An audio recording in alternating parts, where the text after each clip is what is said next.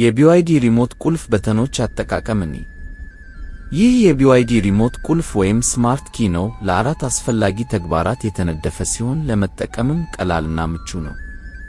የላይኛው በተን ጥቅሙ መኪናውን መክፈት ሲሆን፣ ይህ በተን ቀጥተኛ ተግባር አለው። አንድ ጊዜ ሲጫኑት የቢዋይዲ መኪናውን የፊት በር ይከፍታል። ይህም ወደ መኪናው እንዲገቡ ያስችላል።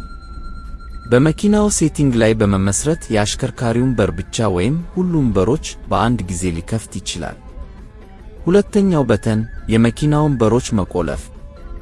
ይህንን በተን ሲጫኑ የቢዋይዲ መኪናው በሮች በሙሉ ይቆለፋሉ።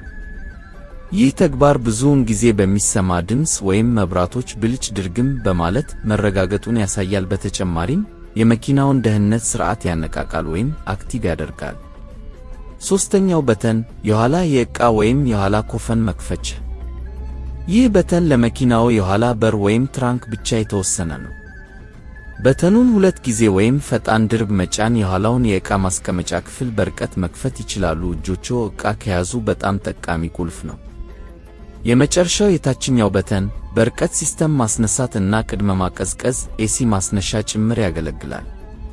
ይህ በጣም ግሩም የሆነ ተግባር ያለው ሲሆን በተለይም ሞቃታማ አካባቢዎች ጠቃሚ ነው። ምክንያቱም በተኑን ሁለት ጊዜ ተጭነው በመያዝ የርቀት ማስነሳት እና ቅድመ ማቀዝቀዝ ተግባርን ያነቃሉ፣ ያስነሳሉ።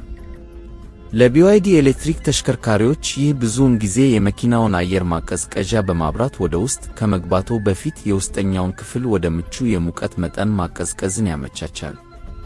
እነዚህ አራት በተኖች ከቢዋይዲ መኪናው ጋር በተደጋጋሚ የሚያደርጉትን ግንኙነት ይሸፍናሉ።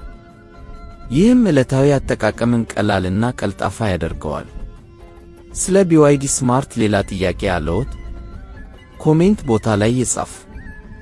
ሰብስክራይብ ማድረግ አይርሱ። አመሰግናለሁ።